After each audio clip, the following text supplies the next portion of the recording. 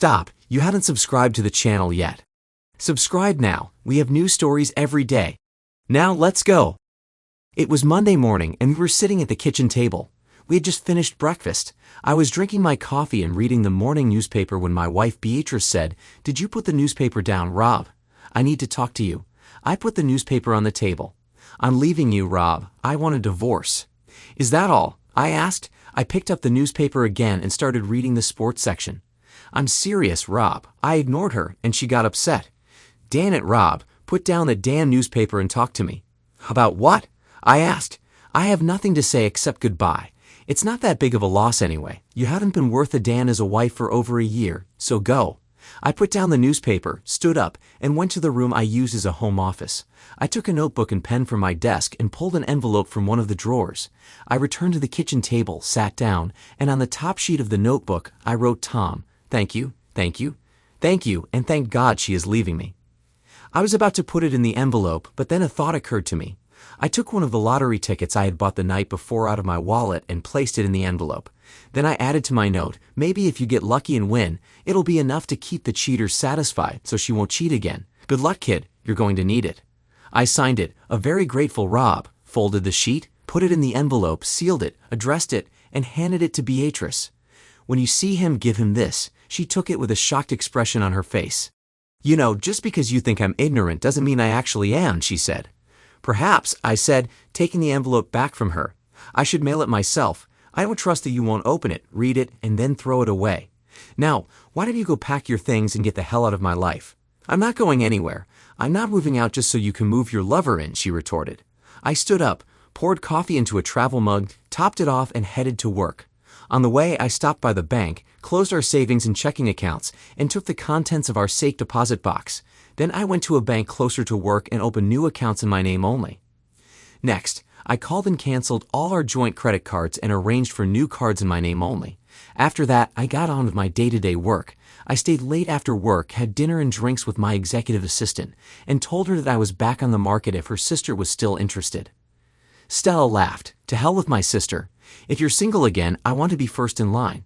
Stella started with me as a secretary 10 years ago and proved so valuable that 4 years ago, I promoted her to my assistant, and then, to justify the promotion I felt she deserved, I made her my executive assistant 2 years ago. One Sunday, I had a backyard barbecue and invited Stella. She told me she couldn't come because her sister was visiting from out of town, so I suggested she bring her sister along. Her sister, Tara, was a very busty, sexy-looking blonde, and on Monday, Stella laughingly told me that Tara had a crush on me. I laughed and told her never to mention it to Beatrice because Beatrice could be, and sometimes was, insanely jealous. Now, Stella tells me she's interested in me. I had never had any idea she could have such thoughts. "All right," I said jokingly, "then Tara moves to second place and you can take the first." "I'm not joking at all, boss. I'm dead serious. I want to give it a try." "Stella, you might not agree when you hear what I have to offer." "What exactly?" she asked. "She wants a divorce," I said, "so I'm leaving it to her and her lover, and I have no idea what their schedule might be." "Her lover?" Stella asked. "She slept with the guy about a year and a half ago, and I think she finally decided that a few days a week with him isn't enough, so she decided to go full-time." "How long have you known?" "A year and a half. I knew almost from the day it started." "How did that happen?" "A friend of mine saw her going into a motel room with a man, called me. I hired a private detective to follow her for a week, and he got me all the information I needed." "A year and a half, and you did nothing about it." "What was I supposed to do? Get angry and turn my life upside down? In this state, divorce is no fault. Everything would have to be split in half, and I'd have to sell the house and split the proceeds with her. I'd have to give up the pool, the hot tub, my woodworking shop and the 3-car garage and move into some apartment. No, thank you. I decided to just ignore it and let her cook for me, do my laundry, and keep the house clean. How could you be around her knowing she was cheating on you? You'd be surprised how quickly love can turn to hate, and then hate turns into indifference. I can't believe a healthy guy like you could go a year and a half without sex." "Who said without sex? As long as Beatrice was offering, I was taking." And she continued, though the frequency did decrease somewhat. "I didn't touch her on the days I knew she was with him, but other than that, the only change was that I stopped making love and just had sex." "Do you have any idea why she did it?" "No idea, but he probably wasn't the first." "You think she had other lovers?" I can't know for sure, but what I do know is that in the 10 years we've been married, she fell into a certain mood 4 times, as far as I can remember. For a time, she acted the way she has been for the last year and a half since she got involved with this guy. It's just a guess on my part, but I almost bet that the other times were for the same reason. If she hadn't been seen and I hadn't been alerted, I would have taken the recent mood as just another one of those women's things. Maybe I'm wrong in my thoughts, but it doesn't really matter. I know for sure about this affair, and that's all I need to know to understand she's a cheater. What are you going to do now? Wait. Wait for what? To see what she plans to do now that she's on her own. I emptied the bank accounts, canceled all her credit cards, and told her to get out of the house. She wanted a divorce, so I'm leaving it up to her. Since she doesn't earn enough to support herself and pay a lawyer, she'll have to get money for a lawyer from her lover, and I don't know if he'll give it to her. I assume they discussed this before she hit me with it, but I have no way of knowing. I'm just saying if you're really interested in me, you'll be involved with a married man who has no idea how long it will take before he gets divorced. You're thinking about this the wrong way, Rob. How so? If she files for divorce, she'll be in control. You'll be served, and that could be bad. You have no idea what she might do. They might order you to leave the house and give it to her pending the hearings. What if she files and claims mental and physical cruelty and gets a restraining order keeping you away from her in the house? You need to set the pace, boss. You need to be in the driver's seat. Make her react, not the other way around. Besides, you'll be helping me a lot. Helping you how? If you're going to wait and let her file, what if she doesn't? What if her lover doesn't give her the money for it? That would put us in a position of adultery, and she could use that against you in the future. You say she cheated, and she says, so what, you did too. If you file, you're stating that from your perspective, the marriage is over, and what you do from that point on is none of her business. Legally speaking, you'll still be married until the divorce is final, and being with me would technically still be considered adultery, but no court will hold that against you if it doesn't start until after you filed for divorce from Beatrice. So it seems I need to stay away from you until either you or Beatrice takes legal action. If we wait for her, it could take years or maybe just a week, but it would be under her control. If you file, you could meet with a lawyer early tomorrow and serve Beatrice by Thursday. That would give me the weekend to work on winning you over. Winning me over? I'm dead serious, boss. What's the point of being first in line if I don't take advantage of it? She was right, and I knew it, so I pulled out my cell phone and used speed dial to call Josh. Josh and I had been friends since 3rd grade, and Josh was a lawyer who practiced family law. Family law was a polite term for divorce law. When he answered, I told him I needed his legal services and explained my problem. He was sorry to hear it because he and his wife, Sally, were our friends and he liked Beatrice, but he told me he would take care of it as soon as he got to his office in the morning and asked me to come by at lunchtime. I could sign the papers and then we could go to lunch. Then, just to be a jerk, I told him I wanted a restraining order. I lied and said Beatrice told me that if I caused her any trouble for leaving me, her lover Tom Noble would straighten me out. Josh laughed and said he knew it was pure fiction, but that he would do it. You know there will be a hearing on this order within 10 days, right? I can get it and serve it, but there has to be a hearing before the judge will order it to stay in effect. I know and I'm prepared for that, but right now, the main thing is to get her out of the house and keep her out for a while. We don't have kids, so she has no real reason to use the house while the divorce is ongoing. I'm sticking to the principle of possession being 9/10 of the law. There's no reason for a judge to order me out and let her in. That's what I'm aiming for. I told her to get out when we talked this morning, but I don't know what I'll find when I get home. She might be gone, or she might still be there. Since I can't be sure where she'll be, I plan to serve her at work. There's no chance you two had come to some agreement. None. Then I'll see you tomorrow. I hung up, looked across the table at Stella, and asked, what do you have planned for me this weekend?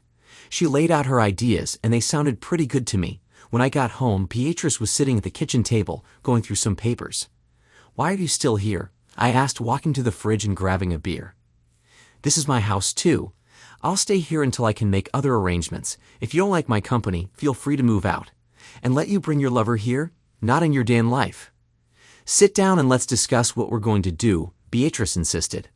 There's nothing to discuss. I know what I'm going to do, and I don't care what you plan to do. There are things that need to be worked out, Rob. No, Beatrice, there are no such questions. It's simple. You said you want a divorce, so go and get it.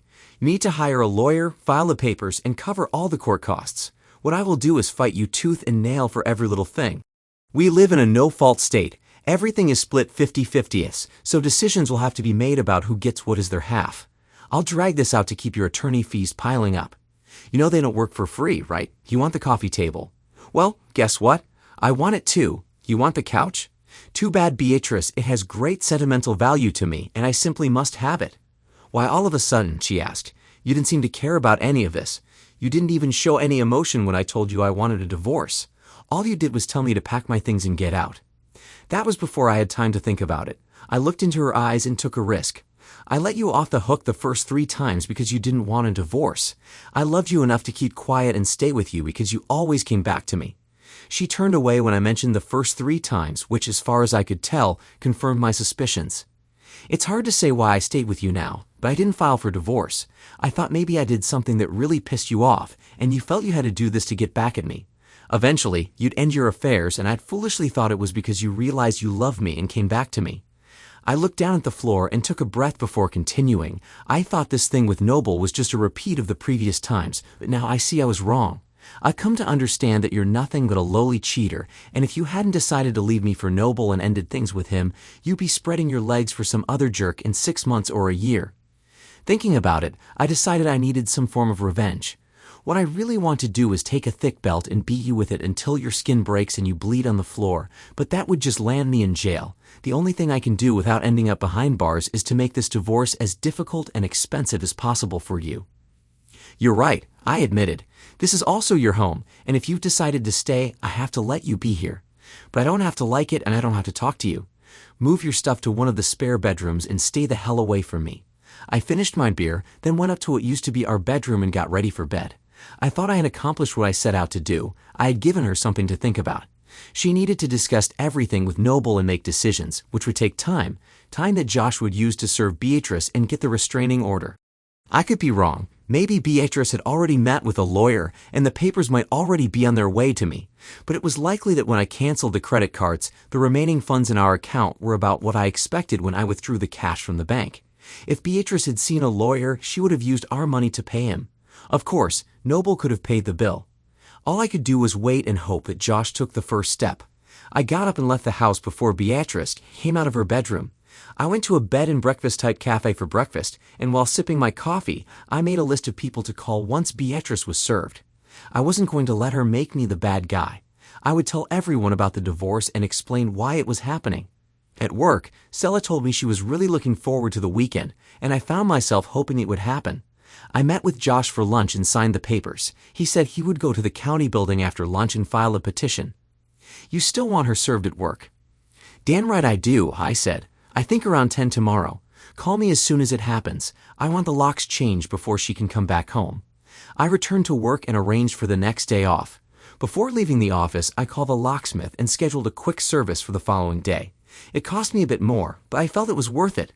When I got home, Beatrice's car was in the driveway, but she must have decided to stay in her room and not get in my way because I didn't see her. The next morning, I got up and left the house before Beatrice came downstairs. I went to a bed and breakfast type hotel for breakfast. Angie, the waitress, asked me, "Where's Beatrice? I always saw you together, and here you are 2 days in a row without her." "You won't see us together anymore. We're splitting up," I said. "I see," she replied, taking my order. When she placed the bill on the table, she said, "My phone number is on the back, not the restaurant's number, mine." I was speechless as Angie walked away. 2 women in 2 days let me know they were interested. So why wasn't I enough for the woman I married? I'll never know because I'll never ask. I drank my coffee and read the morning newspaper, waiting for the time when Beatrice usually left for work. Then I went home and started packing her things, moving them to the garage. At 10:15, Josh called and said the papers had been served. So I called the locksmith, and within 20 minutes, he was at work. It wasn't even an hour later when Beatrice's car came speeding up the driveway. She couldn't miss the wide-open garage door and the large cardboard sign that read, "Beatrice, all your things are here in the garage." She stood there staring at the sign for a minute, then tried to enter the house, but of course, her keys didn't work. She rang the doorbell, but I didn't answer, and eventually she left. I peeked into the garage and saw that she had taken a couple of bags of her things. 2 minutes after she drove off, my cell phone rang. It was Beatrice. "Hello. You're an asshole," she said. "Did you really have to embarrass me in front of my colleagues?" "It's better than letting you humiliate me in front of mine," I replied. "What the hell is this restraining order crap? I was afraid you'd ask Noble to come and beat me up for being rude to you." "That's bullshit, and you know it." "I need to get into the house to grab some things," she insisted. "All your things are in the garage, Beatrice, and I didn't change the garage door code, so your opener will work. If what you need isn't there, make a list, tell me where it is, and I'll move it to the garage. Stop being ridiculous, Rob. You're making this much harder than it needs to be. Sorry, Beatrice. Causing you some inconvenience doesn't adequately pay back the years you tormented me, but I need to do something for my own mental health. Just be grateful I didn't get violent. Goodbye, Beatrice. After hanging up, I sat down with the phone and started calling everyone on my list. Most were shocked to hear that Beatrice had cheated on me, but 2 weren't surprised. One said, "Finally caught her, huh?" And the other said, "I always thought you had an open marriage. She was always out with some guy, and you never mentioned it."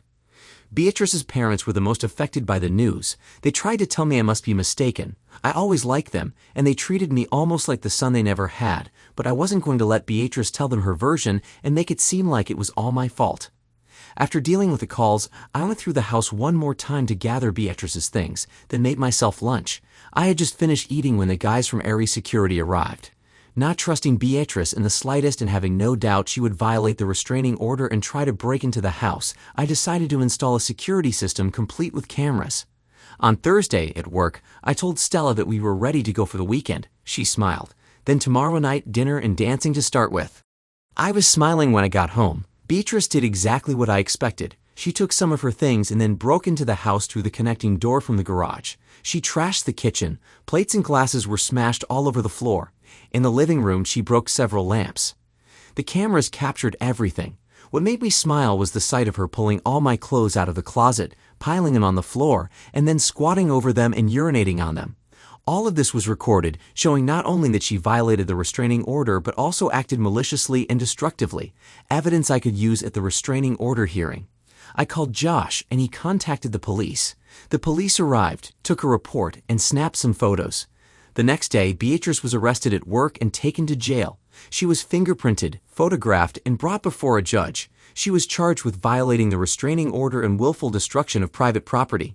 The judge set a hearing date and released Beatrice on her own recognizance.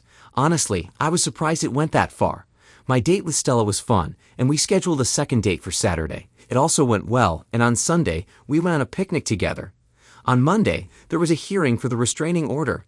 When the judge saw the security camera footage, he not only made the restraining order permanent but also ordered Beatrice to replace all the destroyed items, pay for the dry cleaning of my clothes, and cover the cost of cleaning the bedroom. He gave her 10 days to comply or face jail time for contempt of court. Just to beat a jerk, I hired the most expensive cleaning company I could find to do the job. Beatrice disappointed me. She actually managed to get the money to do everything the judge ordered. I never got to see her jailed for contempt of court. The next 2 weeks passed, and Stella and I met often, but nothing more happened beyond a few kisses, sometimes quite intense because neither of us felt comfortable since I was still a married man. However, we were slowly approaching the point where things were getting serious. We did not contest the divorce, and it was finalized in 6 months. It was a standard no-fault divorce with everything split equally. I refinanced the house and bought out Beatrice's share. I had been saving money in a separate account for an unexpected round-the-world trip to celebrate our anniversary, and since she didn't know about it, I didn't give her a cent. She also didn't know about the last 2 certificates of deposit I had placed in the safe. I bought them with my last 2 bonus checks. I had one more small victory. Beatrice was awarded alimony for 2 years or until she remarried, but it was set at only $100 a week instead of the $500 she had tried to get. This was unexpected, and Josh told me it was because we were very lucky with the judges assigned to my cases. The judge who presided over the restraining order hearing and the judge who oversaw the divorce were not only cousins who apparently discussed their cases, but also both had cheating wives in the past. Neither believed that an innocent husband should be punished for the behavior of a cheating wife, and while they followed the law, they didn't go a step further than required. Whatever Beatrice had with Noble, it obviously wasn't that great because 7 months after the divorce was finalized, she was living with her parents. 8 months after the divorce was finalized, I was sitting in a bar at the Hilton, drinking a beer and having a steak sandwich for lunch when someone sat on the stool next to me. "Can I buy you a beer?" he asked. I looked over and saw my ex-wife's former lover. "I want to have a word with you," he said. Out of curiosity, I invited him to go ahead, and he waved to the bartender, ordering us both a beer. The bartender brought them, and he took a sip, set the glass on the bar, and stared at it for a few seconds before starting to peel the label off the bottle. When a small pile of label bits had grown in front of him, he said, "I didn't mean to screw things up for you." Still not looking up from the bottle, he continued. The night I met her, she wasn't wearing any wedding rings, so I had no idea she was married, and she definitely wasn't acting like a married woman. She was at Bud's bar with a group of girls she worked with, and I asked her to dance. She agreed. I bought her a drink, and she invited me to sit with her and the other girls. I danced with her 3 more times and asked her out. She agreed. I fell head over heels for her, and within a month, we were having sex whenever we could get together. At first, we had to use motels because I shared an apartment with 2 roommates, and one of them was always around. We couldn't use her place because she says she lived with her disabled mother. That was also why we couldn't see each other more often, he continued. She supposedly had to take care of her mother and could only go out when someone else was available to look after dear old mom. I finally got my own apartment, so we didn't need to use motels anymore, although our meetings were irregular. I fell in love with her and was planning to ask her to marry me. I was going to buy a house big enough for us and her mother, but before I could propose, a guy I knew asked me why I was sleeping with a cheating wife. I was ready to beat him up when he told me that Beatrice was married and cheating on her husband, and that it wasn't the first time. It seems that 2 years before, she had cheated on you with his brother. When his brother found out she was married, he broke up with her. I found it hard to believe, but then I got your letter. I sat on it for a week, then confronted her, and she broke down in tears. She claimed she didn't love you, that you were an abusive drunk who beat her physically and tormented her emotionally. She said she hated you but was afraid to leave because you told her that if she ever did, you would track her down and kill her and anyone she was with. By that time, I had done some checking and realized she was lying, and all thoughts of marrying her vanished. But she was good in bed, and since you had kicked her out, I let her move in with me. As long as she was willing to sleep with me, everything was fine, but when the divorce was finalized and she started talking about marriage, I ended it. My parents split up because my mom cheated on my dad. She got custody of me and later remarried, but then she was caught cheating on her second husband. She married a 3rd time and cheated again. I firmly believe in the saying, once a cheater, always a cheater, and I told Beatrice that. I told her that as long as she was okay with a friends with benefits relationship, we were fine, but nothing more. About 3 weeks after that, I came home from work and she was gone. He took another sip of his beer and added, "There are rumors that you knew all along that she and I were together. Why did you let it continue and not divorce her immediately?" "You said it yourself, she was damn good in bed," I replied. "I decided to just let it be. I'd have the sex, and there would be someone to cook, clean the house, and do the laundry. It probably would have stayed that way if she hadn't told me she was leaving and wanted a divorce." He took another sip, then said, "I never thought I'd say this, especially to you, but I miss having her in my bed." He finished his beer, stood up, took something out of his pocket, placed it on the counter, and pushed it toward me. "What is this?" I asked. "The lottery ticket you gave me," he said. "It's a winner. This is your half. I waited to give it to you so you wouldn't have to split it with her in the divorce. See you around," and he left. I looked at the slip. It was a cashier's check for a substantial amount, a very, very large amount. When I returned to the office, Jan, my assistant, said, "You look like the cat that just ate the canary. Was lunch that good?" "Lunch was impressive," I said. "Oh, right, Jan, my assistant. Stella no longer worked for me, at least not in the office. She was home, painting the room that would become the nursery when the twins arrived." Thanks to everyone who took the time to listen to today's stories. If you enjoyed it, please consider liking and subscribing if you haven't already.